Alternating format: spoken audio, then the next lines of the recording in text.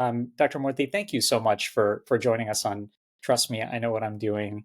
I know how incredibly busy you are, and really, really grateful for your time. I also have to mention that now that I've already met 2/3 of your Moai, it's wonderful to now share the sort of trifecta here. I'm very grateful to complete the circle here.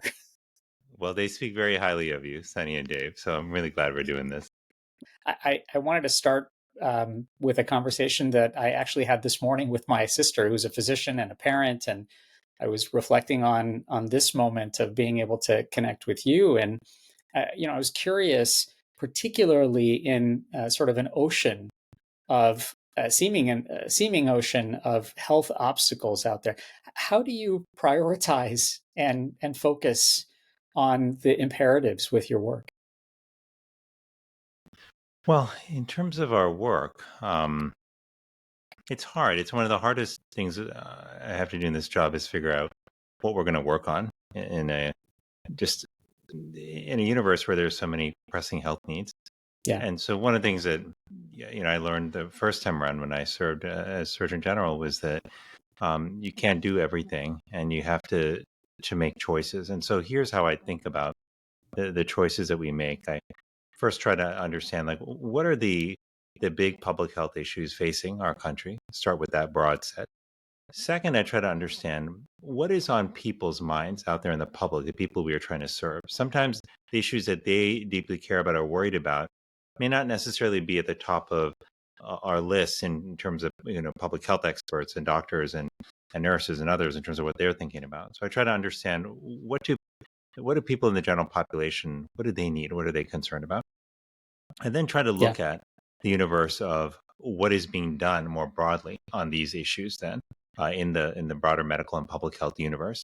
And sometimes I find areas where there is a need that's urgent that people widely feel, but that isn't actually being worked on by many people, or it's sort of still it doesn't have as much momentum, mm, in the public health space. And then I'll think about where our office can really serve well. So, for example, if there's an issue that needs a lot of basic science research, that's critical. That's important. Our office is not equipped to do basic science research. We don't fund it. We don't, conduct it ourselves. right. So I'll look at the areas where it's where our office can actually make a difference by bringing research data together and sharing with the public, by helping raise awareness about a critical issue, by convening the powers that be to actually take on a critical issue, moving an issue forward in public conversation so that action can be taken. So I'll put all of these factors together and then ultimately try to make decisions with my team about what issues we take on. And it has actually been that experience, that process, that has led us to focus initially on COVID, which we did. We came into office in the throes of the COVID-19 pandemic in 2021. But it's also then led us to work on issues like mental health, like loneliness, like burnout among healthcare workers, and like Yeah. the issue of social media and its impact on kids. I love that mechanism and sort of method of problem solving. I'm in hearing that I almost feel like we all need a Vivek Murthy app to sort of like plug in our variables and come out with some great architecture to how we solve problems. You've traveled extensively, domestically and internationally and abroad, and Mhm. and you've spoken so elegantly about the importance of curating those human connections and really building and strengthening and maintaining and sustaining them. Um, I'm so curious. For those who are embarking on that connection journey, and they almost feel like they have to be to some degree an extrovert to jumpstart or even rekindle some of those relationships. How do you approach meeting new people and appreciating in a way both the peace and power of those connections, and particularly for thinking about coaching people through that, especially those who may feel that they're anxious about the next human connection being either a home run or something very clunky and awkward.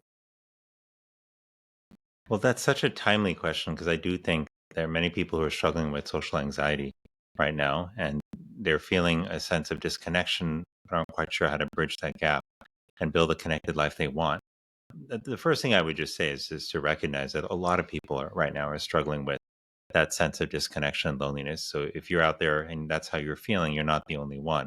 Yeah. But second, also to realize that every conversation you have doesn't have to turn into a best friendship, or into a romantic relationship. It doesn't have to be everything to you. In fact, I think sometimes we put too much pressure on some of our relationships to be everything to us. Instead, I think what's important is to recognize that every interaction we have can serve a different purpose, like in our life. Some can make us feel good just for a moment.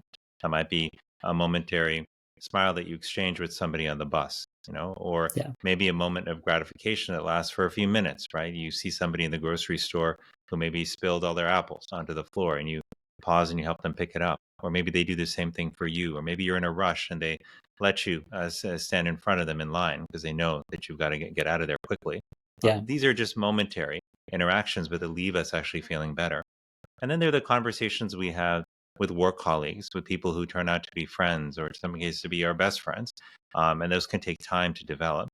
But I also just want to say, in terms of being an introvert or being an Mm. extrovert, I know this is on people's minds, sort of how to navigate as an introvert through this world we're living in and how to manage loneliness, because we live actually in a world that's very extroverted. And Yeah. what I mean by that is that the culture in our world often tells us that to be doing it right, meaning to be socializing right, means we have to be living an extroverted life, going to big parties, going out all the time, being with large groups of people. But that's not how everyone operates, right? And I say Yeah. that as an introvert myself. I Sure. realize that for me, introverts and extroverts both love being with people to some extent. And they need human interaction. Where they differ is in how much human interaction they need and what form it takes. So Yeah. introverts tend to need more time to themselves to rest and recover and recuperate and reflect. They also tend to prefer interacting with people in smaller groups, sometimes Mm. one on one, as opposed to like large groups and large parties. And so if that's who you are, that's okay. For me, like that's meant that I just spend more time one on one with people, having conversations. I'll call up a friend to catch up one on one. I'll have dinner with one person or two people, like when I go Yeah. out. I don't go out to that many parties per se, but I feel like I've been able to enrich my life in human connection in smaller doses, Mm. if you will, and that's worked out really well for me.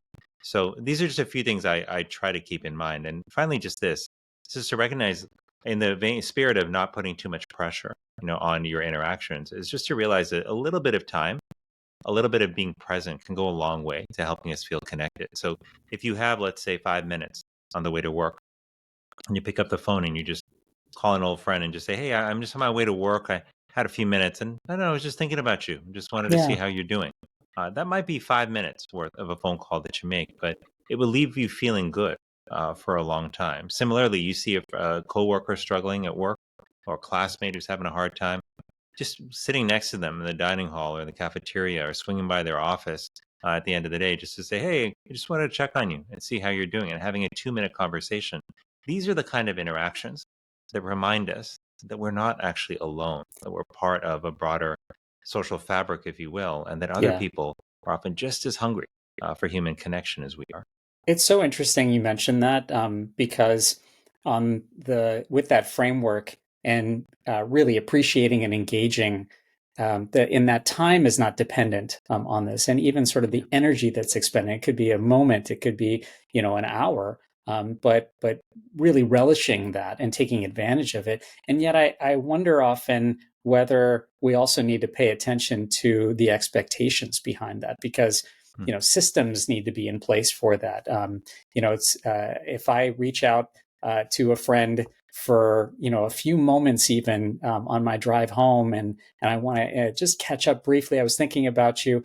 I hope that the expectation is okay. That yes, it's okay for us to just have a 2 minute conversation.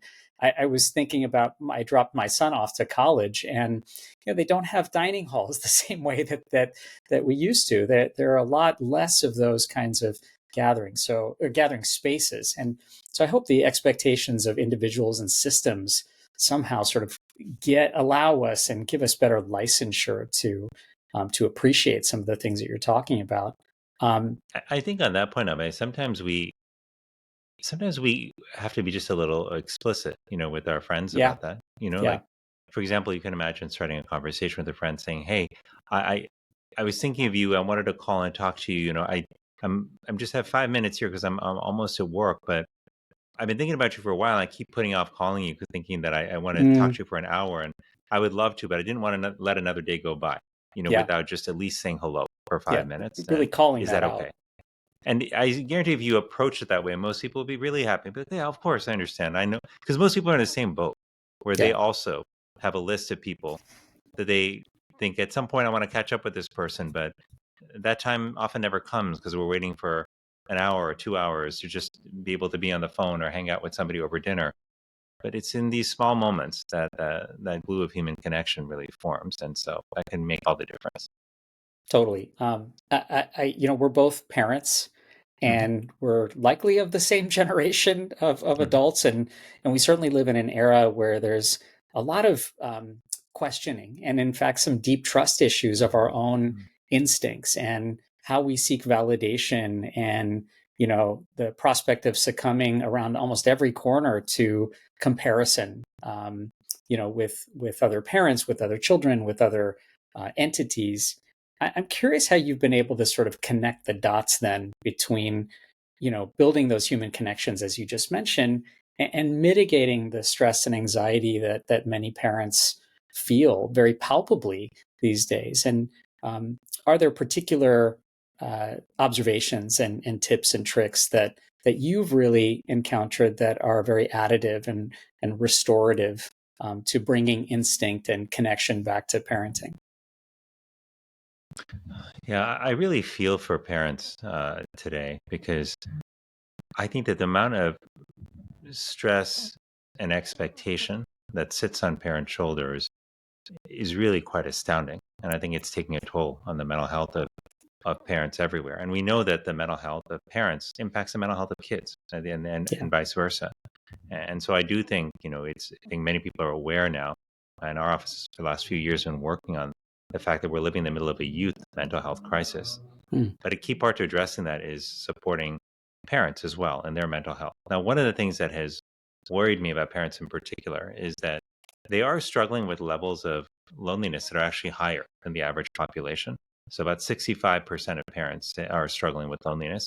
If you look at single parents, by the way, that number goes up to 77%. Sure. And this is going to seem very obvious to parents, but to people who are not parents, they might be surprised thinking that, oh, well, if you're a parent, you've got kids in your life, you've got people in your life, how could you be lonely?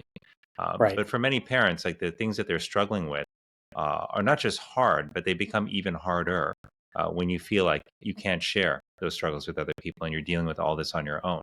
Now, this sense of shame that many parents are carrying with them at not being able to do every single thing that they think they're supposed to do for their child, I think has really reached a breaking point. And I think it is happening in part because the expectations on parents are being dramatically ratcheted up in this culture of Hmm. comparison that has developed, especially in recent years. Now, people have been comparing themselves to each other for millennia. Like, that's not new. Yeah. But what Right. is new is the scale at which it's happening. And, if you're a parent out there, you go online, you check your social media account, and you're getting this constant stream of messages that are telling you exactly what your kid should be eating, how they should be sleeping, how should be sleep training them, how many activities they should be involved in. And you're just seeing all of these pictures of how to raise your child that may be different from how you're raising your child. And the whole time you're thinking, gosh, should I be doing that? Should I be doing that? Should I be doing that? Mm. And you look around you and it seems like all the other parents have a lot of this stuff figured out, right? The classic Yeah. example of this that I encounter when I travel around the country and talk to parents is around how to manage technology in your child's life, right? Which is Yeah. a universal struggle now among parents, particularly with social media. How do you manage your kids' social media practices and experiences? And from the outside, though, interestingly, I was surprised to find that parents aren't talking about this with other parents as much as I thought they would be. And I think Mm. part of the reason, and we see this even in our own life, my wife and I, is I Yeah. think parents look around and they figure if other people aren't talking about it, they probably figured it out. I'm the only one who hasn't been able to figure it out. I need to figure out how to be a better parent. Oh my gosh, how do I do better? And so Right. struggles in life are not entirely avoidable. We don't want to we can't eliminate struggle. But when you Yeah. struggle alone, that makes it dramatically more stressful. And that's what so Mm. many parents are dealing with. That's why I strongly recommend that the parents actually start talking to one another about some of these challenges they're dealing with parenting, whether it's the challenge of how to manage social media, the challenge of how to manage the many extracurriculars that parents feel pressure to engage your kid in, even the challenge of just knowing how to manage mental health conditions and that your kid may be dealing with, Right. or behavioral challenges. These are much more universal than we think. When we talk about it with each other as parents, we're more able to help each other. We're also just more able to realize that, hey, we're not alone in these struggles. I wonder, in thinking about that, if there's lots of opportunity there to kind of capture, at least for our generation, the nostalgia of building those relationships. And like you said, comparison is not something that is brand new, but in at least thinking about conversations as sort of an antidote to at least learning a little bit more, and not necessarily having that social media doom that often accompanies feeling isolated and alone in that parenting journey. I know one of the real anxieties that many of us have as parents is the sort of threat of course, gun violence. And I'm so grateful Mm. for all of your work in calling this out and declaring it a public health emergency in a way. And yet, many of us feel helpless and hopeless in being able to, in fact, make any progress towards making environments safe and communities safe for that matter. So I'm curious, of course, absent of the political part of this, but do you have thoughts on the sort of what and how people can act individually? How can they educate themselves and empower themselves a bit to ensure that these communities are safe, or their environments are safe enough so that they can feel a little bit less anxious and secure? In essence, it boils down to, what can we do? Yeah, well, let's just, if you step back for a moment, you look at some of these big stressors that parents are dealing with. You mentioned that violence, safety, gun violence in particular, is an important driver. I hear this from parents a lot, and now we have the majority of kids and parents are worried about a shooting taking place in their school, and that's a terrible position for a parent and child to have to live with each day. But we also know that the mental health crisis among kids has become a huge source of stress among parents. We know that managing social media has become very stressful for parents. And we know that the loneliness and isolation that parents are dealing with has made all of this worse. These are just some of the stressors. The other thing that we know, by the way, is if you look at time and how parents are spending their time, here's something that surprised me. Parents, and this is the unsurprising part, are actually spending more time working today than they were a few decades ago. And this is moms and dads. Yeah, That's not that surprising. Okay, I think many of us probably would intuit that. right. Here's a part that is surprising. Both moms and dads are also spending more time with their children than they were Mm, a few decades ago. So if moms and dads are working more and spending more time in childcare, the question is, where's that time coming from, that extra yeah, time? And a lot of that time is coming from activities that would help a parent rest and recuperate and build relationships, right? Those three things are really important. And so here are a few things that I generally recommend. One is to, first of all, just recognize as a parent that your well-being actually matters too. It feels yeah, very simple to say, but it's not so obvious to many parents who routinely put their everyone else first, before them, and often feel sure. guilty about sleeping them as much as they need to, or making sure that they have a little downtime to actually recuperate. The second thing that I would urge parents to do is just to recognize that these small moments of outreach and conversation with other parents, where we openly share what we're dealing with, these can be lifelines for us. They can actually help us feel like we're less alone, help the other person feel like they can be more open with us, but they can give us somebody to lean on when we have difficult times. The third thing I would say is that there are small acts of support that we can extend to one another, which can actually help us feel like we're building a village. So many Mm, parents are going through parenting without a village. And that is one of the biggest differences between now and a few generations ago. right. A few generations ago, people often had neighbors and family members living close by, and friends and others who could help with the process of raising a child and managing all that comes with that. But as people have moved around more, as we become more isolated as well, as our relations are shifted from in person to online, a lot of that village has evaporated, right? Yeah. So, how do we rebuild that village? Well, we do it in part through small acts of outreach and kindness.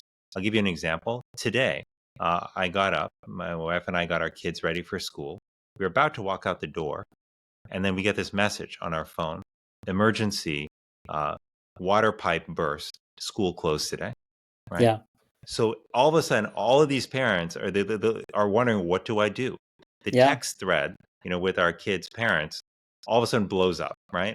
Everyone's like, "Oh my God, I'm literally on my way to a meeting. I'm going here. I'm going there. I'm about to give a presentation. What do I do with my child?" And what was really amazing to see is that parents started volunteering. Like one Yeah. parent said, "Hey, if anyone needs to, just drop your kids in my house. I can take 2 or 3 kids and watch them while you're at work." Another parent said, "Well, I'm working from home. I'm going to be juggling it, trying to figure it out, but I could probably have another child here. If somebody Yeah. needs someone to pinch hit." People just started figuring out how to help one another.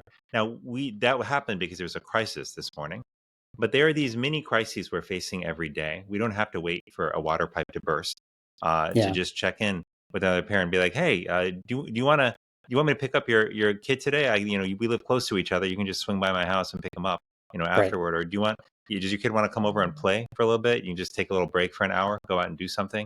Like these again seem like small things, but they actually make a really big difference, in the life of another parent. So these are small things we can do to start building those bridges.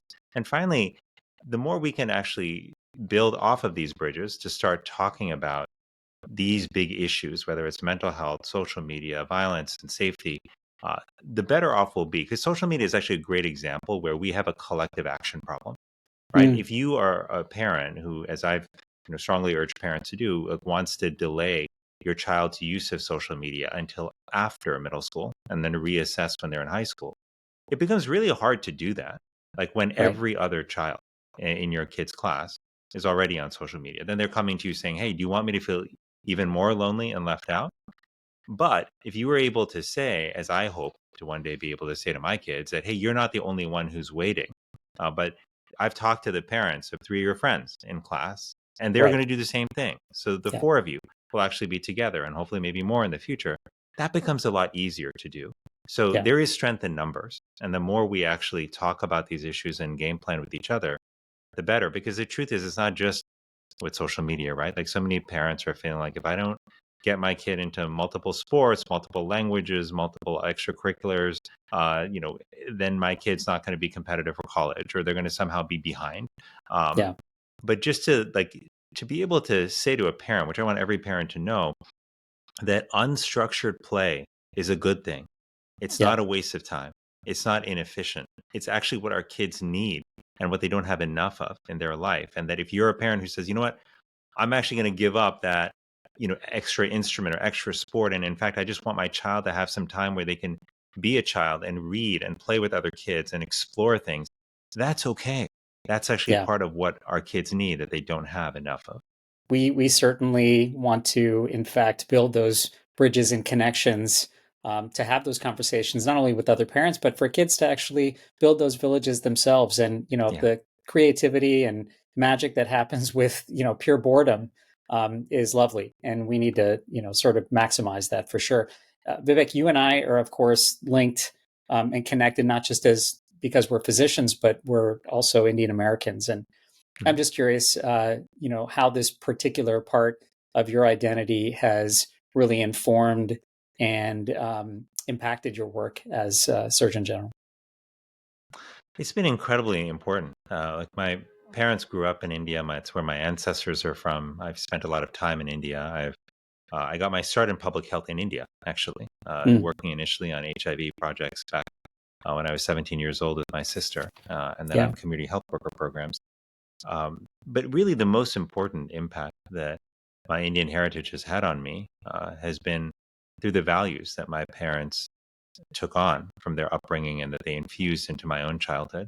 Values that centered around the importance of friendship and community, the importance of service, um, and the importance of taking care of your family. Right? These mm. are things that my parents were raised with, and it's very interesting. My father grew up in a small farming village in India. Um, And he once told me a very interesting thing. He said, I never felt that sense of emptiness, that something was missing in my life. I never felt that deep seated loneliness until I actually left the village and left India. Mm. And he said and it was an interesting thing to say, especially for a person who grew up in dire poverty. Like my father's Yeah. family was so poor that they didn't have enough to pay for slippers or shoes. They had to share pencils, he and his 5 siblings, because they didn't have enough money to buy enough Right. pencils. Like there wasn't often enough food around the table at night. It was very hard circumstances. Yet what he lacked in material comforts, he had actually in community. Like the Yeah. community in the village, and like was extraordinary. Like neighbors looked out for each other. They took care of each other's kids. When his mother died of tuberculosis when he was 10 years old, leaving him and his 6 siblings just bereft and just devastated, it was the neighbors and the village members and extended family who stepped in and became surrogate parents. That sense of community and the commitment to serving others, which my parents really embodied through their own practice of medicine and building a medical clinic in Miami when I was growing up, those are values that they took on from their parents, from the culture they grew up in India, and that they passed down to my sister and me. Yeah. Now, these aren't uniquely Indian. There are many other cultures, that Sure. share these values, but they were deeply instilled in my parents, through their Indian heritage. And I always see that as one of the greatest gifts that they've given to me and my sister. I mean, that certainly shines in the work that you've done and all the incredible messaging and prioritization that we talked about as Surgeon General. I imagine that they also instilled your deep love of mangoes, and of course, your self-professed mango aficionado is what I read also. So They I know you did. just went to Yeah. India just a couple of weeks ago, or perhaps recently, and hopefully, I know it's not season right now, but hopefully, you did have a chance to partake a little bit. Yeah, it's interesting. They missed. I mean, they loved being in the United States. They were so grateful to have their home be the United States and to be able to Yeah, raise their children here. And I will say that so much of what they dreamed and hoped about in coming to the United States, that they would come to a place where people would accept them, where their children would have opportunities, where they could actually contribute and be a part of a bigger community. Like over time, they've been able to realize those dreams, and my family will always be incredibly grateful for that. But they missed a lot, about India. And one of the yeah, things they missed were the mangoes of and the course. jackfruit and the other fruits that they had. So when they moved to Miami, they sought to recreate India in the backyard. Mm, And that's why to this day we have 9 varieties of mangoes that grow in the yard. We have six wow. varieties of jackfruit. We have, custard apples, sitapal, as you would know it, and Yeah, many other fruit that they found in India. But I would be remiss if I didn't say that like so much of I feel like what I've been had a chance to do in my life, if not all of it, has just been a product of their vision, their affection, and their hard work. Right? Like yeah, without just their love and their dedication and their perseverance, despite some major challenges that they faced in life, like there's no way that I would have gotten into a good school, that I would have gotten through college, because we had many crises when I was in college. There's no way I would have had the chance to become a doctor, to serve, to engage in public service. Like all of these would have been impossible without my parents. And I often think about the journey that they have been through, where they started. My father, in particular, being, just from a very poor family in a farming village in rural India, sure. to where he is now, as a doctor who's contributing to his community in the United States. And that delta is so big. Right. That jump is so like magnificent and huge. In my lifetime, I will never be able to make a jump like that big, right? I will be able to hopefully contribute in ways that will be meaningful to the world. But I always look at my father, my mother, and scores of other immigrants like them, and also people who are not immigrants but who grew up from in very humble and difficult circumstances, and created a Right. platform for their families to really contribute. And I just think that those are the people I look to, as sources of inspiration, because their quiet determination and strength is, I think, what has made my life possible, but what I Mm. aspire to as well. Yeah, no, the aspirations of that of reaching those deltas Mm. really is something to not only just reflect on, but constantly remind ourselves of. I was thinking about some of your formative experiences. You mentioned some of that already. I mean, particularly professionally, involving setting up health worker education with Mm. Swasthya, and then mobilizing physicians here in the U.S. to think a little bit more deeply about access with Doctors for America.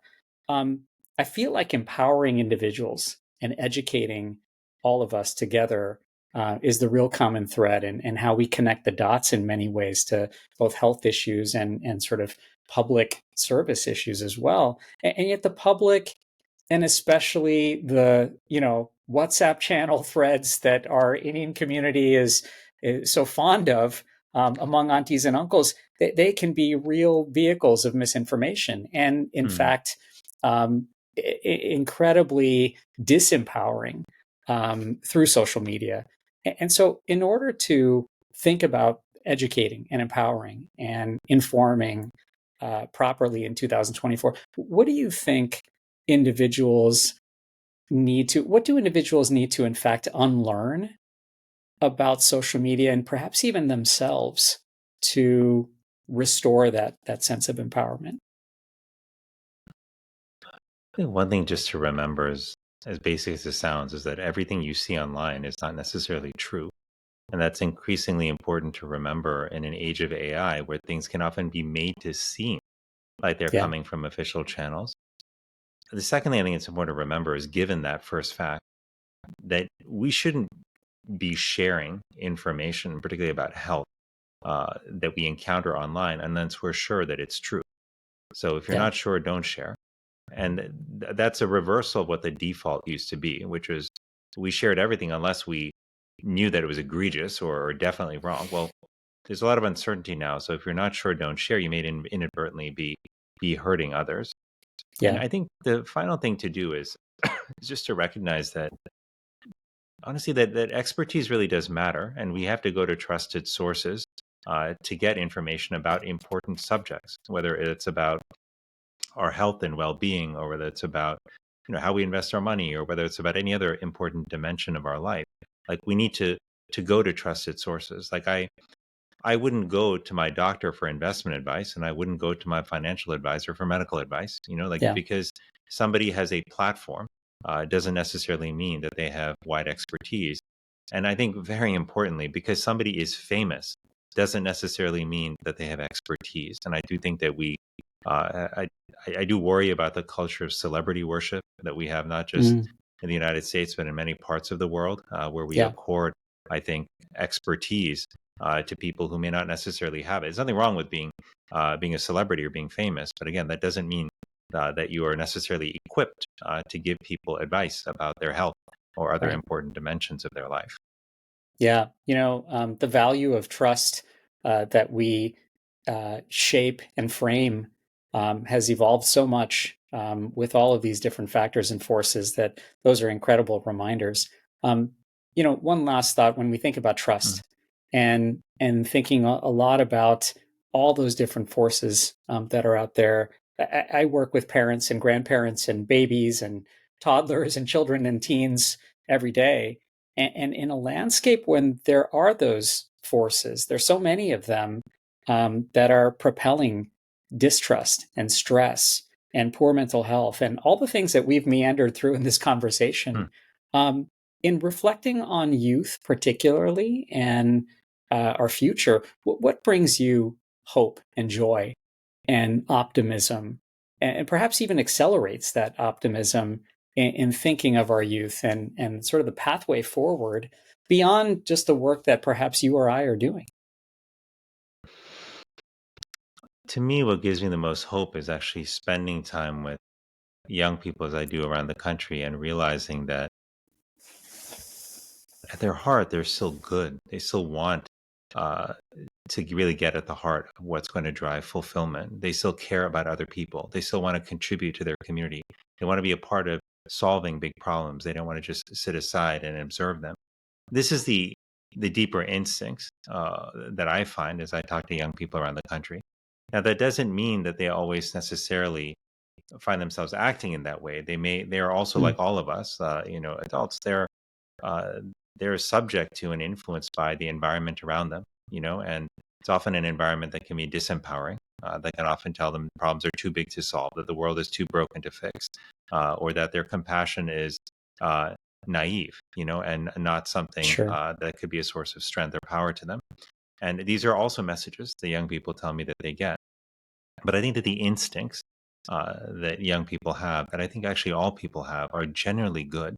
I was talking the other day to a man who was describing to me how he got a flat tire, on the road when he was driving in a part of the country that he was not familiar with at all, and a guy pulled up behind him in this big truck with all Mm. kinds of bumper stickers that made him scared because somebody who clearly had very different views from him had a lot of political bumper stickers Sure. on his car. But the guy pulled up behind him on the side of the road, and he's thinking, "Oh my God, what's going to happen?" And the guy jumps out of his car and says, "Hey, I noticed that you had a flat tire. Can I help you? Mm. Let me help you get on back on the road again." Yeah. And they had this wonderful interaction.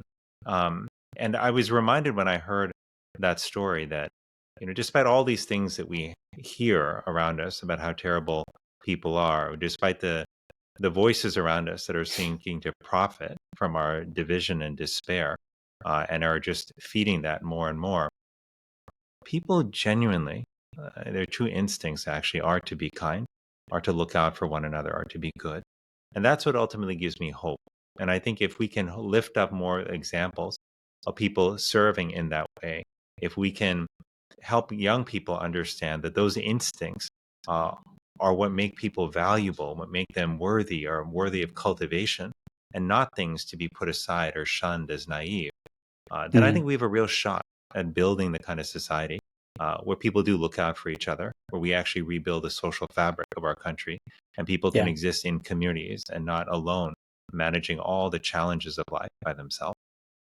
I wonder if we are just prone, because of the climate that we live in, to constantly underestimate as opposed to, and make those assumptions, instead of perhaps, especially with the example you just provided, instead of giving grace to what's possible, and be Yeah. mindful of what those opportunities are, and not succumb to the underestimation of either generations or people who are out there. Yeah, I think that part of what makes us underestimate people's capacity for goodness, frankly, is our digital and our news experience. Like Mm. so many young people tell me, like high school students, college students I encounter around the country and even outside the country, they tell me, how am I supposed to feel good about the world when my phone is constantly vibrating with the negative headlines that are Yeah. telling me everything that's wrong with the world? And I get, and it's not that there aren't things that are wrong in the world. It's not that we should be oblivious to the challenges in front of us, but our messaging has become so skewed that the vast, vast majority of what we're consuming is about all the negativity. We rarely hear about the neighbor who's stepping up to care for their neighbor who's sick or who lost their job. We're not hearing nearly as much about the students who are stepping up to help peers in high school, who are Right. struggling with their mental health. We're not hearing about the good like in people nearly as much. And so we have a misunderstanding, I think, a misrepresentation of that balance between good and hardship in the world. So I think that if we really want to restore that balance, part of what we've got to do is stop living our lives online as much as we are and Yeah. start living it in the real world, talking to our neighbors, talking to the parents of kids in our class, being open and honest about what we're going through, and that recognizing that that will allow other people to do the same. We have to get engaged in service in our communities, helping, whether it's helping our neighbor or coworker with during a moment of need or volunteering in organizations that help to serve the broader community. Like it's our engagement in service, it's our building of relationships in the real world. This will ultimately help us come back to who we really are, which is people who are good, who are kind, who look out for each other, and whose capacity for generosity is really quite extraordinary. And that's what we have an opportunity, I think, to rebuild. Well, those opportunities certainly exist in the health professional space, and what keeps us Mhm. energized and with so much joy and optimism. And the extraordinary word that you mentioned probably pretty befittingly describes the work you're doing, and we're so grateful for your service. Dr. Vivek Murthy, thank you so much for joining for this conversation. And I hope we can connect with you again down the road. Well, thanks so much. I'm really glad that we did this, and thanks for helping to bring positive messages to your listeners. On a regular basis, it's so needed right now. Appreciate you. You're listening to Trust Me, I Know What I'm Doing. Stay tuned.